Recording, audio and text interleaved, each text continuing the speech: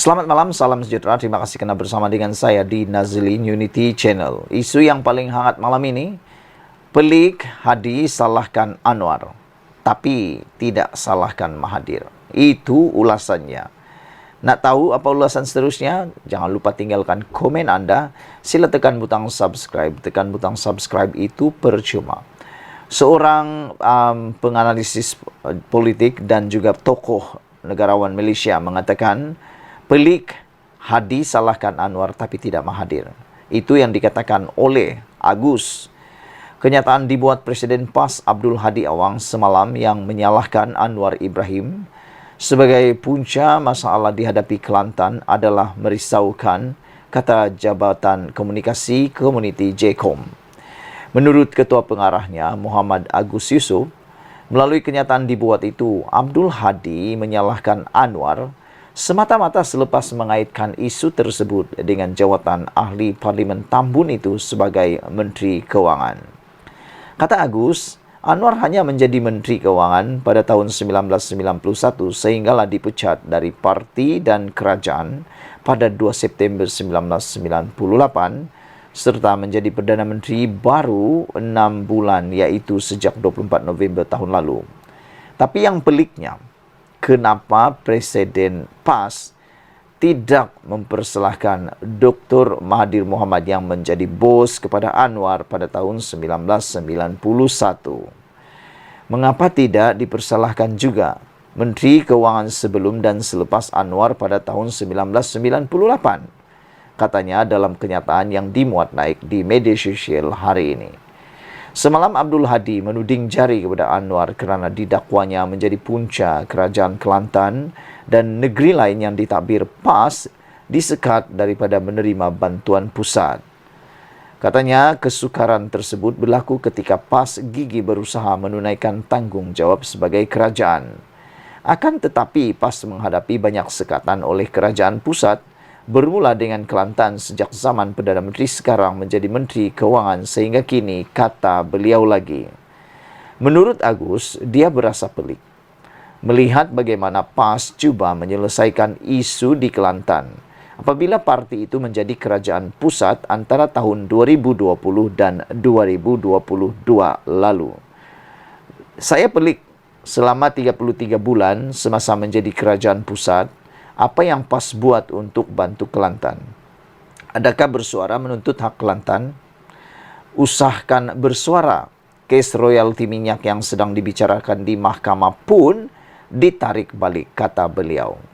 Tambah bekas pensyarah universiti itu, memang mudah untuk seseorang menyalahkan pihak lain dan mengabaikan kelemahan sendiri walaupun ia bercanggah dengan ajaran Islam. Sepatutnya, kata Agus, sebagai kerajaan yang mentadbir Kelantan sejak 1990, PAS mempunyai idea dan perancangan bagi memajukan negeri berkenan. Tetapi sayang, ideanya kering. Banyak kelemahan kepimpinannya disembunyikan dengan menggunakan isu bangsa dan agama. Inilah yang merisaukan saya. Berpuluh tahun menjadi kerajaan, masalah keperluan asas negeri tidak selesai. Jika ditegur, muncul pengkritik tegar yang marah-marah. Sedangkan tujuan teguran itu adalah untuk kebaikan negeri dan rakyat, katanya lagi. Justru, Agus menyeru anak muda dan rakyat Kelantan, termasuk yang ada di negeri lain, agar mencari kaedah bagi memajukan kampung halaman mereka. Penyelesaiannya mudah. Rakyat Kelantan patut keluar daripada kepompong PAS dan memilih pemimpin yang komited untuk membangunkan negeri itu. Ada satu video yang saya saksikan sebentar tadi. Beliau kata, anak-anak muda ataupun orang-orang di Kelantan yang kerja di Selangor dan juga di Johor, mereka kata Kelantan tak perlu maju, tapi mereka cari pekerjaan di Selangor dan di Johor. Mereka menikmati kemajuan di Selangor dan di Johor, tetapi memilih untuk membiarkan saja Kelantan tetap tak maju-maju lagi, tak dapat bersaing dengan Selangor dan Johor. Mereka menikmati di negeri lain, tapi negeri sendiri masih lagi tak maju-maju. Sekian dulu untuk kali ini. Jangan lupa tinggalkan komen Anda, sila tekan butang subscribe. Kita jumpa lagi. Bye-bye. Selamat malam, salam sejahtera. Terima kasih karena bersama dengan saya di Nazilin Unity Channel. Malam ini satu lagi keputusan yang paling luar biasa disampaikan oleh Anwar Ibrahim, Perdana Menteri kita yang sekarang ini. Menjelang PRN 6 buah negeri yang diadakan tak lama lagi, ini keputusan yang diumumkan oleh Anwar yang benar-benar mencungkil fikiran kita, mencungkil buah hati kita, dan paling penting, membuka minda kita.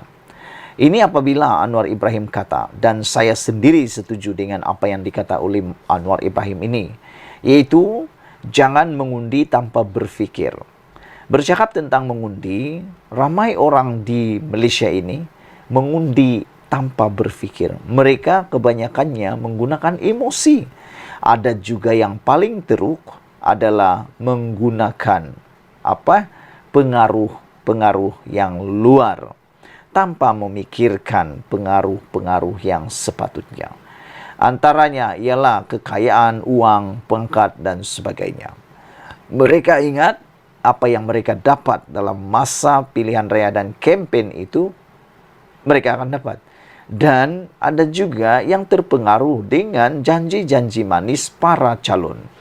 Apabila mereka dapat janji manis, mereka sangka apa yang dicakap itu betul. Dan akhirnya mereka mengundilah tanpa menggunakan fikiran.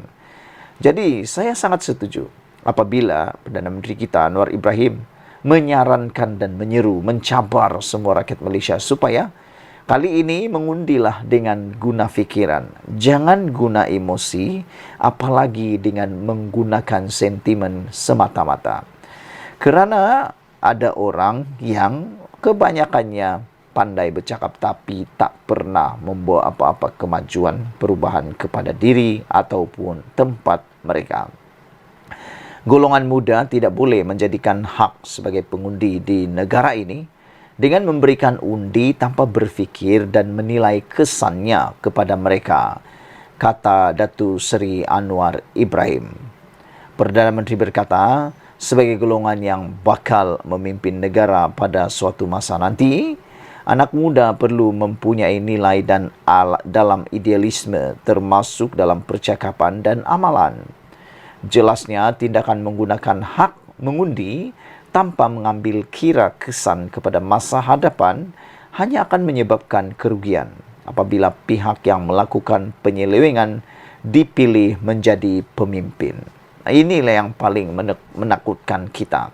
Apabila pengundi tanpa mengambil kira kesan pada masa hadapan akan menyebabkan kerugian negara apabila pihak yang melakukan penyelewengan dipilih menjadi pemimpin.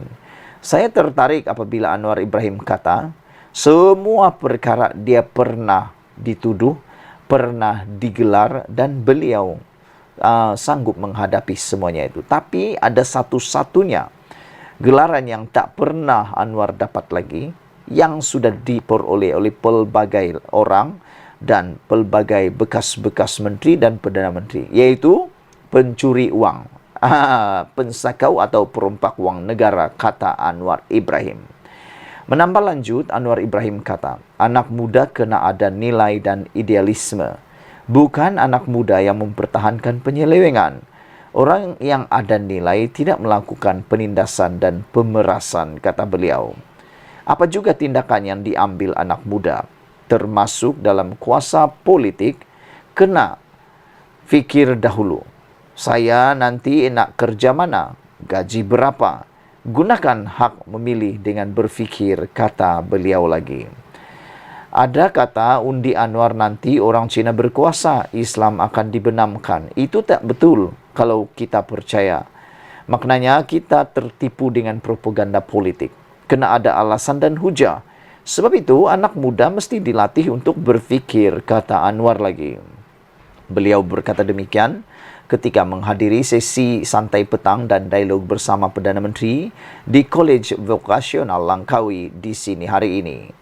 Mengulas lanjut, Anwar yang juga ahli Parlimen Tambun berkata, Anak muda tidak boleh memiliki berperangai lebih teruk daripada golongan terdahulu yang melakukan pelbagai perangai negatif. Katanya, golongan muda perlu melihat dan mengkaji setiap maklumat diterima dan tidak mempercayai kepada mana-mana pihak yang cuba mengambil kesempatan ke atas mereka. Ada anak muda tetapi perangai lebih teruk daripada orang tua. Ada anak muda tetapi menjadi tali barut apabila mempertahankan penyelewengan dan penindasan. Apa erti anak muda sebegitu? Menjadi anak muda itu sahaja yang diperkatakan dan menjadi seperti mereka yang tidak berfikir, kata Anwar.